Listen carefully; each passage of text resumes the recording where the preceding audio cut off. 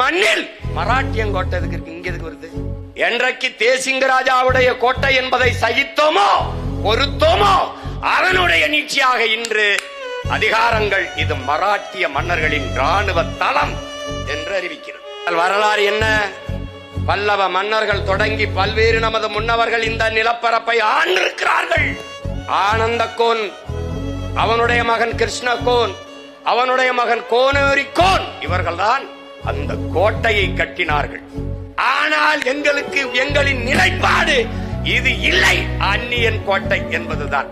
வரலாற்றின் மகன் பிரபாகரனின் மகன் சீமான் தான் இது செய்வான். இந்த ஒரு இனம் தனது மொழியையும் வரலாற்றையும் பாதுகாத்து வைத்திருக்கிறதோ அந்த இனம் உலகில் பாதுகாப்பாக வாழ்கிறது என்கிறார்.